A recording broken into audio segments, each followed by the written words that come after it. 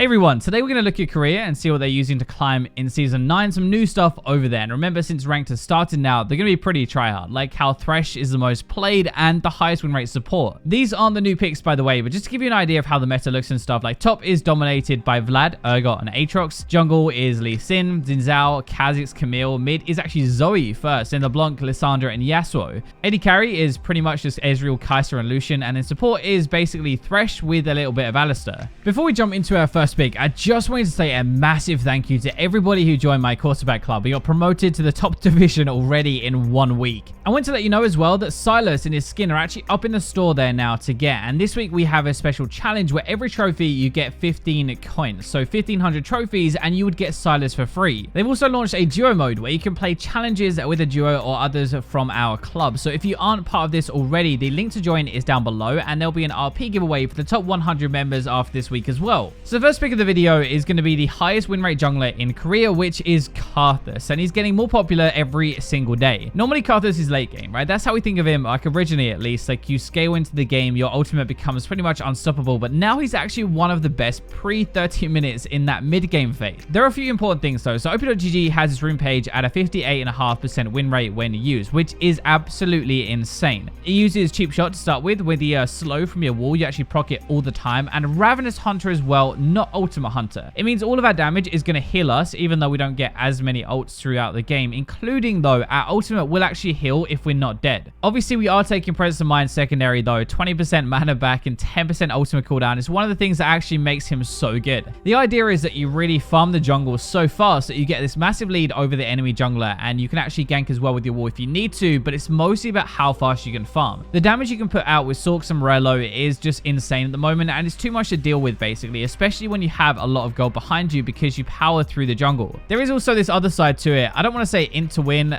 but basically if you die as Karthus, as long as you're getting gold at the same time, you will outscale people into the mid game especially. So if you go 1-for-1 or you dive into a fight and you die but you pick up a kill and Dark Harvest stacks, is actually not that bad a thing to do. Karthus is a bit more obvious I think as a pick, but we're actually going to stick with the jungle because one of the biggest changes this patch was to Shyvana, and she's pretty sleeper OP.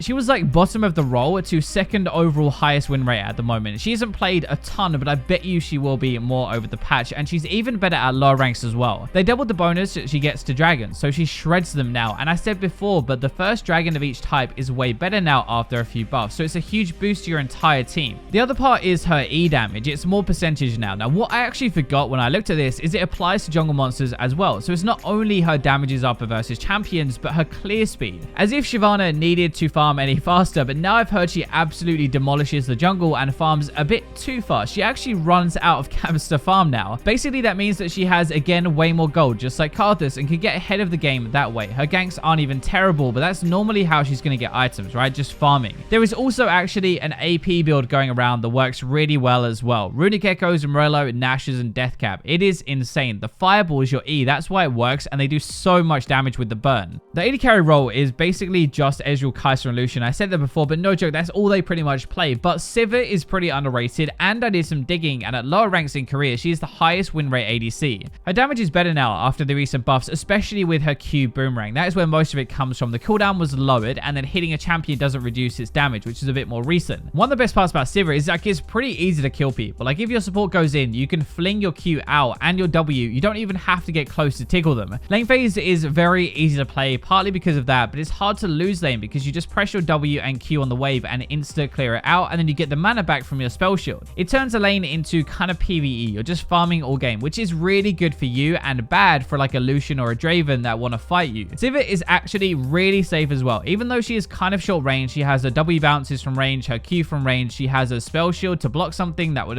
end up killing her, and also her ultimate speed to just run away from a gank. So basically with Sivir, you won't be dying as much as you do on other AD carries. You're really good late game, but good early now as well because of the buff. You'll farm better than normal, you'll get more items, you'll carry harder. AD carry is much easier with more gold, trust me, and you'll help your team with the speed. If we go into the mid lane, Malzahar isn't really picked as much, but he's one of the best mids on this patch because of Arcane Comet. Well, partly because of that. Remember how Cassiopeia popped off? It's the same thing, right? We run Arcane Comet and we use the cooldown reduction part of it. So it does pretty good damage, but it's that part when Comet is on cooldown already, spells reduce its cooldown instead. His E dot works the same as Cassiopeia's poison, so as it ticks over, it reduces the cooldown of Arcane Comet and you end up having it way more. It also is similar actually because you run Rylai's, it's really hard to dodge the Comet when it does fly out because you're slow, right? But you can also run Aerie if you want to. It does a pretty similar thing. There are two parts to Malzahar though. Your damage is actually really good at the moment because you build Ludens, Rylai's, and Liandry's, so you can actually carry. But you can even carry from behind. Getting camped or whatever, it doesn't really matter. You always stand a chance to win. You just press R and you're going to be useful. It might not be the most glorious champion ever to carry with, not like an Akali or a Zoe or something like that, but seriously, it is such a good pick to climb with in Season 9 if all you care about is actually getting LP. Moving up to the top lane, we saw a little bit of this in the LCS, but with the new Kleptomancy from preseason, Kennen is really good against melee matchups. He is an energy user, so literally spam spells to get these procs over and over, and then auto to get more gold, which you'll do anyway to bully people, so you don't change your playstyle. In Korea at the moment, it is a really good pick versus stuff like Jax or Fiora, maybe even Malphite as well, stuff that we see a lot over here, so he's pretty much going to be relevant in every game. The idea is that you stack your Kleptomancy up, you should have a CS lead anyway from being a ranged champion and bullying, and when you combine both, you get items a lot quicker and you're able to use all of that mid game. That is like the very important part about this. You'll have a lead around 2 to 3 items because of all the gold you're going to have, right, extra. But once that part is over, everybody catches back up and you're back to normal Kennen.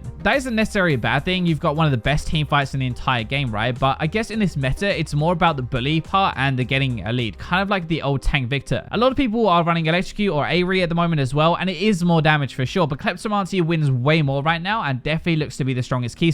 For our wildcard support this patch, we have Nautilus. We barely see it over here in the west, but it's a nasty kill lane to kick off the season. Your runes have evolved a little bit since the last time we saw him. Shield Bash is now here since we have a huge shield, so we get some extra damage and resist. Revitalize even as well. Shields are 5% stronger or 10% at lower health. I believe that also works with Locket, and Shield Bash should as well. Most people do go Inspiration secondary, but if you want to go a bit more ham, and this actually wins more as well, Cheap Shot and Domination has some really good synergy because your kit is packed with crowd control. Kind of the same thing, even though Zeke's was nerfed a little bit, they still pick this up early because Nautilus does really glue to people with all his crowd control, so the burn will massively pump up your AD carries damage. Honestly, Naut actually has enough damage to solo AD carries in the lane phase, probably. He doesn't really need that much follow-up, and that's partly why he's so strong. The issue has always been, though, with Naut that he's kind of like a go-in type of support, like Leona, right? If you can't go in or you can't kill them, then he just doesn't work out as well. He actually does have some really good synergy with Kai'Sa, though, because all of the crowd control gives a passive stack for Kai'Sa, so all she has to do is hit a W, and you're going to proc your passive, and it's a lot of burst damage. I know this is our third jungler of the video, but this is where most of the changes happen, honestly. Jarvan Jungle got some really nice buffs this patch to his flag attack speed. 5% bonus, which 1 is for everybody around him, which is great, and 2 is doubled for him when the flag is down. It's not just jungle. People have actually been playing this support as well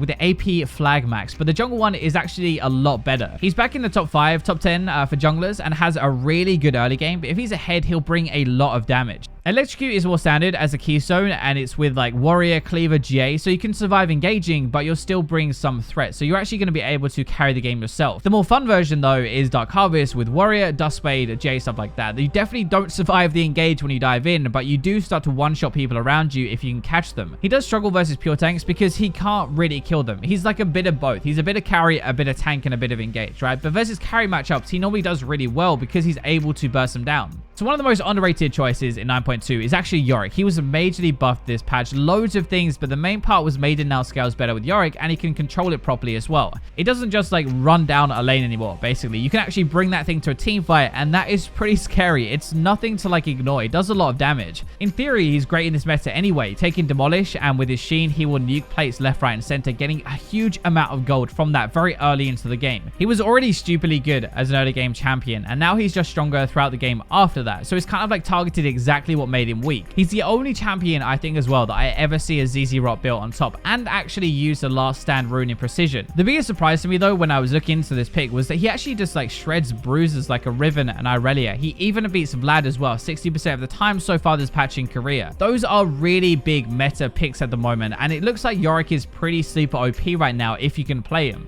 Striker support is now the third most played support in Korea, which is actually kind of nuts because they normally go for the engage picks, right? That carry the playmakers, but apparently this is the price for LP. Every item she uses was buffed a few patches ago, ready for the new season, and to put it into perspective, she already wins 56% of games in Korea if she can survive and buy a sensor as her first item. These enchanter supports now scale so well into the game with items, and the issue is Riot keeps nerfing early game damage or ways to beat them like Ignite. There is too much damage bot lane, I agree with that, but when they do that, these defensive supports who tend to be a bit weaker in the lane phase just keep getting stronger, and Soraka seems to be the lucky winner so far. She has a lot of damage in the lane phase actually, and can bully people with a strong ADC or a more aggressive one like a Lucian or a Draven. Ezreal Soraka though is one of the most disgusting lanes at the moment because they both poke endlessly, right? And if you try and trade and you try and actually kill them, they run away and they heal back up again and keep poking. Later into the game, you've got your heals for days, your redemption, your global heal, and a silence. It's a pretty insane kit. So those are the picks that I found doing a ton better for the start of Season 9. Thank you for watching the video. Remember to join my Quarterback Club, link down below. But for now, I'll leave you with the robots.